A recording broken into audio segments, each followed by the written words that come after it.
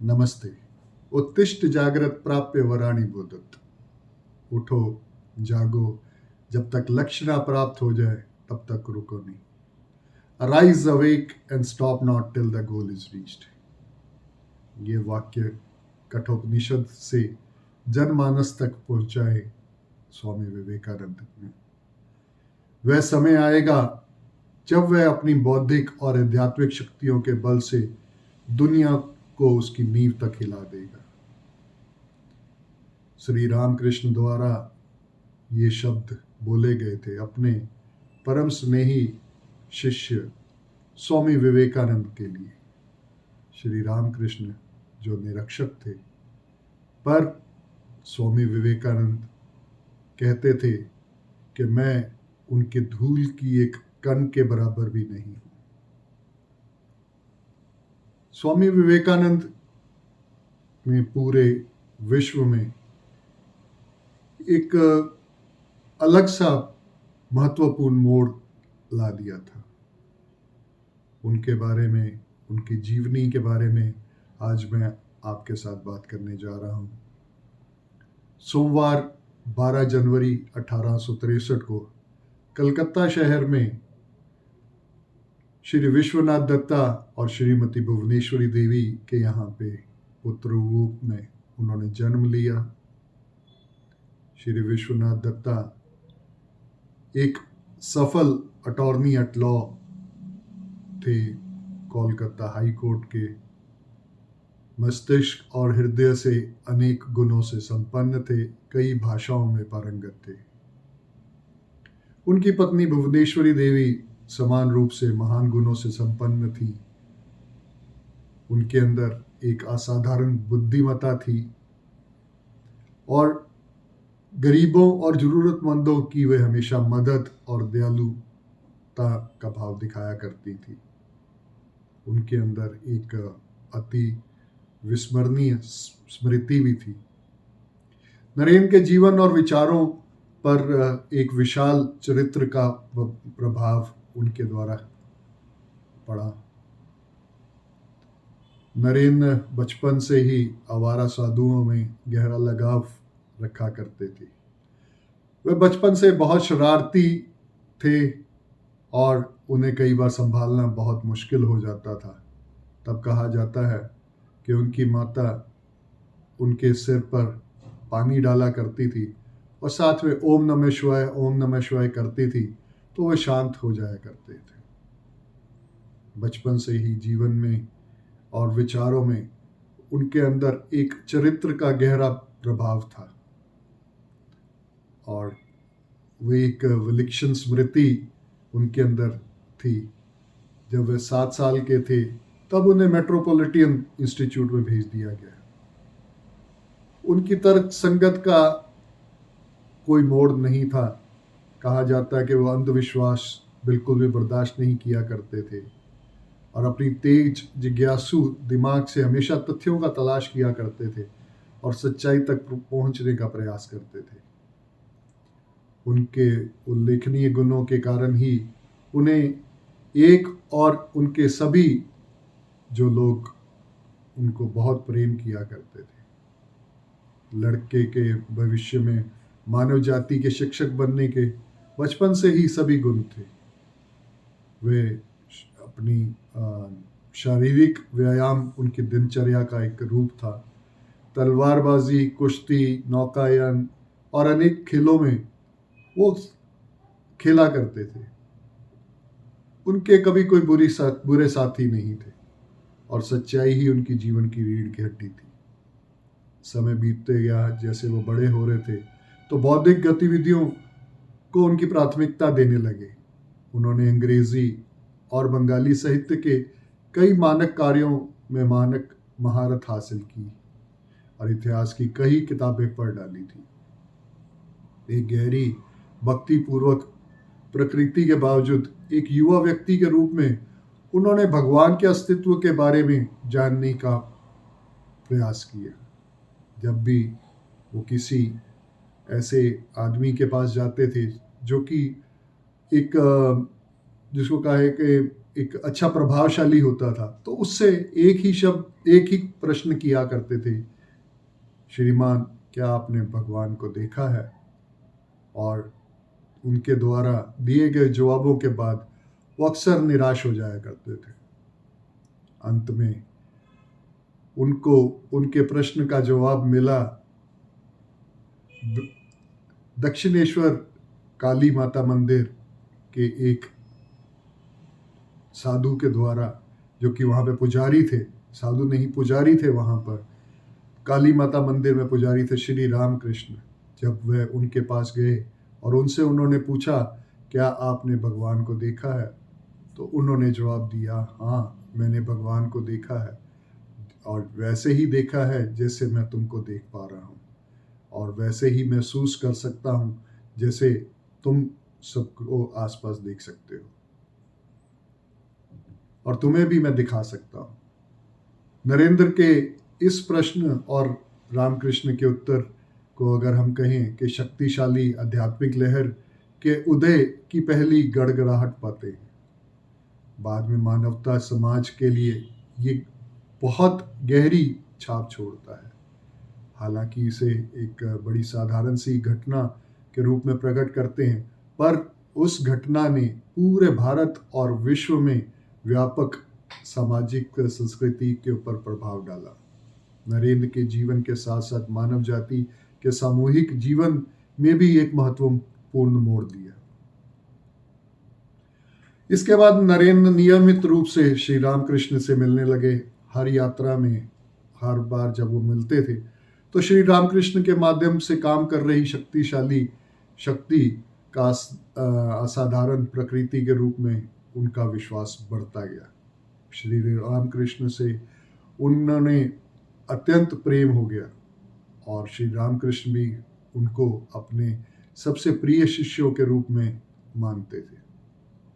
महान गुरु शिष्य की संभावित महानता को देख सकते हैं कि जैसे कि उनके द्वारा दी गई भविष्यवाणी हमें बाद में इतिहास में देखने को मिलती है। 1884 में नरेंद्र के पिता की अचानक निधन हो गया, जिससे उनका परिवार गरीबी में चला गया। नरेंद्र ने पहली बार इस तरीके का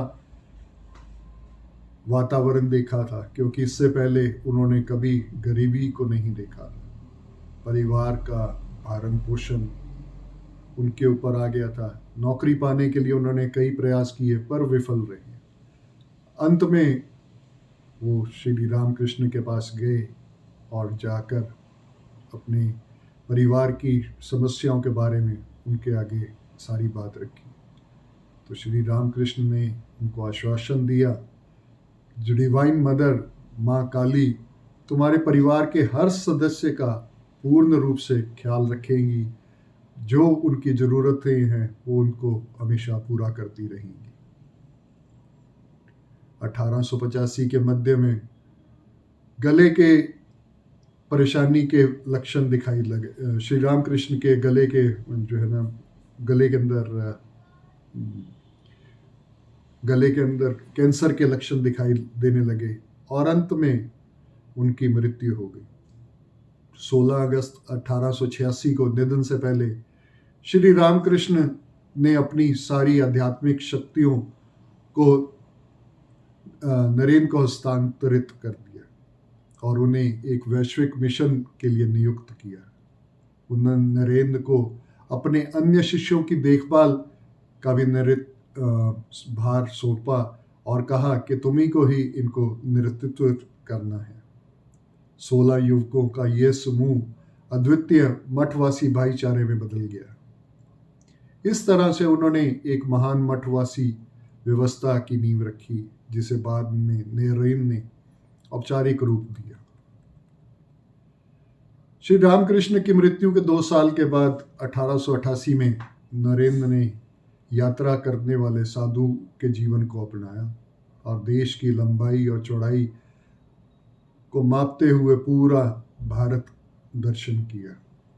उस दिव्य मिशन के बारे में जागरूक होने के कारण, जिसे पूरा करने की उनकी नियति थी, उन्होंने इस दौरान एक पत्र अपने दोस्त को लिखा कि मैं जा रहा हूँ, लेकिन मैं कभी वापस नहीं आऊँगा, और तब आऊँगा जब तक कि मैं बम की तरह समाज पे फट नहीं जा सकता और कुछ बन जाता हूँ।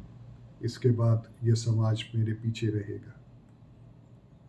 उनकी यात्रा में उन्होंने भारत के सभी हिस्सों को बड़ी गहराई से देखा, और वह उस समय समाज की दयनीय स्थिति को देखकर वे बहुत ही दुखी हुए कि मेरा देश भारत किस तरीके का जीवन यहाँ के भारतवासी व्यतीत कर रहे हैं।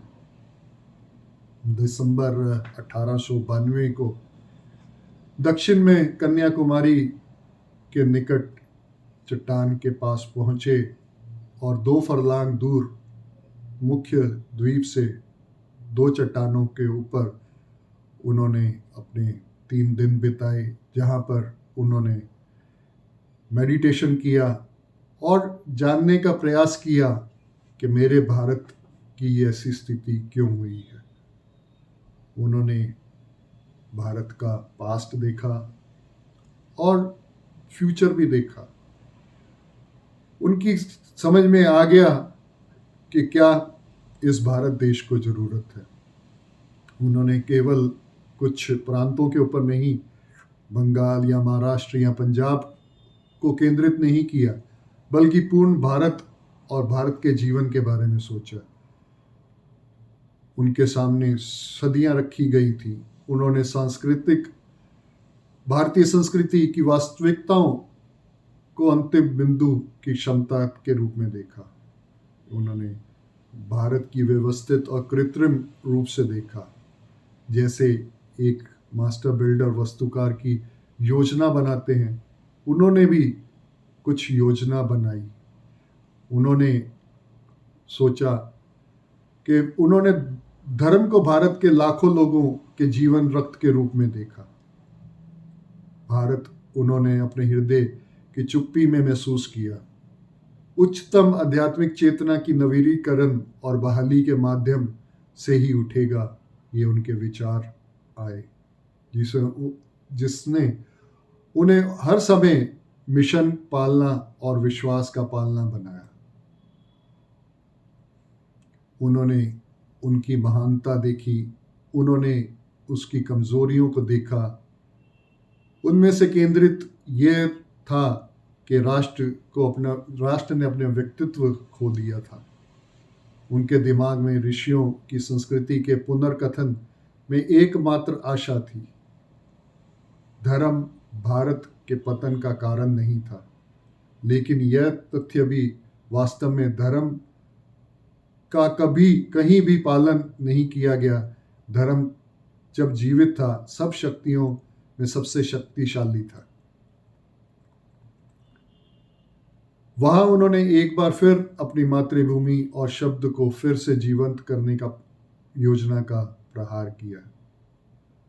उनके बारे में स्वामी तुरानंद जी, उनके जो कि गुरु, उनके शिष्य भाई थे, उन्होंने लिखा है कि मैं स्पष्ट रूप से समझ सकता था कि मानवता की पीड़ा स्वामी जी के दिल में धड़क रही थी।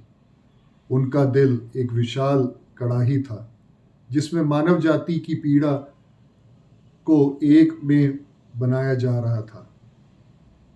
उपचार बाम कोई भी विवेकानंद को तब तक नहीं समझ सकता था जब तक वह अपने अंदर उनके अंदर मौजूद ज्वालामुखी भावनाओं को कम से कम एक अंश न देख ले। ऐसी पीड़ा स्वामी जी की अपने देश के प्रति थी। अपने भटकते दिनों में उन्होंने शिकागो में वर्ल्ड पार्लियामेंट ऑफ रिलीजन के बारे में सुना, और उन्होंने विचार किया कि वे भी उसमें भाग अवश्य लेंगे। वे इस इरादे से अमेरिका जाना चाहते थे कि पश्चिम में भारत की भौतिक स्थिति के सुधार के साधन के लिए पूछा जाए, और इसे वेदांत के सुसमाचार के आदान प्रदान के लिए ले जाना था, क्योंकि उन्होंने जाना था कि जब तक वेदांत पूरे विश्व में नहीं फैलता, तब तक विश्व में शांति हो पाना बहुत मुश्किल है। अमेरिका रवाना होने से पहले उन्होंने खेतड़ी के महाराज के एक रिक्वेस्ट पर उनसे मिलने का एक आयोजन किया।